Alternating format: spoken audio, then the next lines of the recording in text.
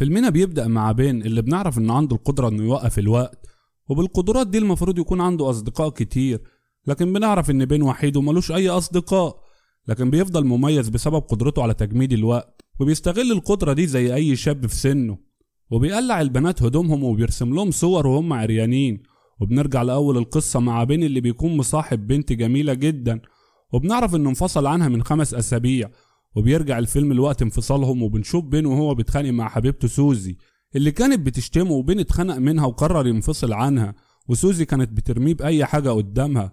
ومن هنا بدأت قدراته تظهر، وبدأت كل حاجة تتحرك ببطء. وبعد الانفصال سوزي عدت الموضوع وارتبطت بولد جديد، وبين شافهم وهم قاعدين مع بعض في الكافيتيريا، وعلشان ما يفكرش فيها انضم لفصل الرسم. وبنعرف ان بين كان بيحب الرسم من صغره، كان بيرسم لوحات جميلة واحترافية، وده أدهش المعلم بتاعه. وكانت اكتر اللوحات عند بين لوحات بشرية، وبالليل بين ما بيعرفش ينام وبيجيله أرق شديد جدا، لانه كل ما يغمض عينه بيشوف سوزي وبيفتكر ذكرياتهم مع بعض.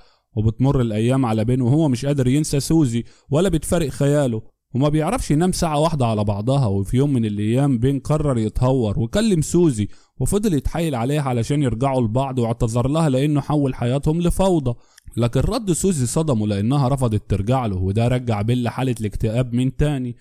وبعدها بين حاول يشغل نفسه علشان ينسى سوزي، بيقرا كتب ويتفرج على افلام ويسافر لوحده، بس الارق فضل ملازمه وما كانش عارف ينام طول الليل، وقلة النوم خلته مش عارف يركز. وفي ليلة بين راح السوبر ماركت علشان يشتري شوية حاجات، وشاف اعلان عن وردية شغل بالليل، فقرر انه يقدم في الوظيفة. وتاني يوم راح يقدم في الوظيفة وقابل جينكيز المدير بتاع السوبر ماركت، وفعلا قبل في الوظيفة وكان مبسوط جدا بيها. وبعد فترة بين اتعود على شغله الجديد، وبدأ يلاحظ زمايله في السوبر ماركت، واكتشف ان كل واحد فيهم له طريقة علشان يعدي بيها الوقت. يعني الكاشير شارول كانت بتخبي اي ساعة المهم ما تشوفش الوقت علشان يعدي اسرع، وباري اللي كان مضيع وقته في اي حاجة غير الشغل، وكان ملموم على واحد اسمه مات، والاتنين كانوا بيحطوا العاب متزوجين في عربيات الزباين، والستات كانوا بيستغربوا لما بيشوفوها، وفيهم اللي كان بيرجعها وفي اللي كان بياخدها معاه. ومديرهم جينكيز هو الوحيد اللي ما كانش بيهتم بالوقت، وبين الوحيد اللي كان عنده الطريقة الاغرب علشان يمر بيها الوقت. كان بيجمد الوقت وبيمشي بين الزباين وبيعمل اللي هو عايزه. وبين كان بيستخدم قدرته على تنمية مهاراته الفنية، وبما ان بين عمره ما لمس واحدة ست كان بيختار اي زبونة ويقلعها هدومها بالراحة، وبيبدأ انه يرسمها، وعمره ما حس بالملل من اللي بيعمله، لانه عايز يثبت لنفسه انه فنان. يعني كان بيعمل كده بدافع الفن مش الشهوة.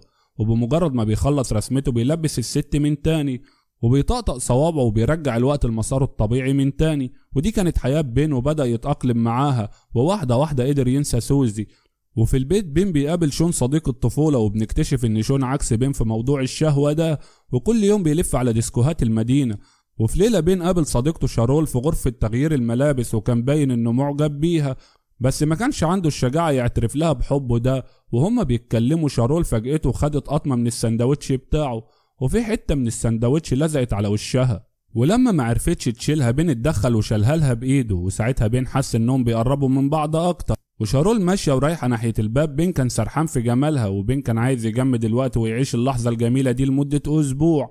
بعدها في الشغل مات ظهر لبين من فوق الرفوف، وقال لبين انه هيخرج مع شارول في موعد غرامي، وكلامه دمر بين، وسأل نفسه هو ليه دايما منحوس. وبيفتكر لما اتعرف ببنت لأول مرة في حياته، البنت دي كانت أذكى واحدة في الفصل والكل كان بيحبها. وفي يوم كسرت دراعها بالغلط، وساعتها راح كل زمايلها في الفصل علشان يمضولها على الجبس كنوع من الحب. وبين كان عايز يكتب لها حاجة لكن كان جبان وما راحش مضلها. وبعد فترة البنت فكت الجبس، وكل زمايلها كانوا فرحانين ليها، ولما اكتشفوا ان شعر ايديها كبر تحت الجبس كلهم اتريقوا عليها. والبنت فضلت تبكي من اللي حصل، وبين قرر انه يقف جنبها، وقابلها بعدها وقال لها انه هيفضل جنبها مهما حصل. وفي يوم من الايام البنت دي راحت لبين المكان اللي كانوا بيتقابلوا فيه، وسألته لو عايز يخرج معاها في موعد غرامي، وبين وافق، واتفقوا هما الاتنين يتقابلوا في مكانهم المفضل في اجازة نهاية الاسبوع. وبين ما كانش عارف ينام من الفرحة، وكان بيفكر انه هيبوس البنت اللي بيحبها. ولما اجازة نهاية الاسبوع جت، بين راح للمكان اللي اتفقوا عليه، وفضل مستنيها طول اليوم، بس البنت ما جاتش. وتاني يوم بين عرف ان البنت اتنقلت من المدينة كلها، وساعتها بين عرف انه شخص منحوس. وبنرجع لوقتنا ده، وبنشوف المدير جينكيز وهو بيقول للموظفين انهم هيلعبوا ماتش كورة مع ناس تانية، والموظفين وافقوا. وفي الماتش فريق جنكيز ما كانوش عارفين يلعبوا لدرجة انهم خسروا 26-0. ولما بين زهق من الماتش جمد الوقت وراح غرفة تغيير الملابس. وفجأة واحد من الموجودين اتحرك وجري من الأوضة، وده معناه انه مش الشخص الوحيد اللي عنده قدرة تجميد الوقت. وبيرجع بيل للملعب من تاني وبيكمل لعب. في اللحظة ديت ماب بيشوط الكورة في وش المدير جنكيز ومناخيره بتنزف جامد، وبينتهي الماتش وبيسيبوا بين وشارون لوحدهم. بعدها بيل وشارون بيقعدوا في مطعم وبيتعرفوا على بعض اكتر، وبنكتشف انها سنجل، وبين بيعرف ان ماك كان بيهزر معاه انه بيخرج معاها.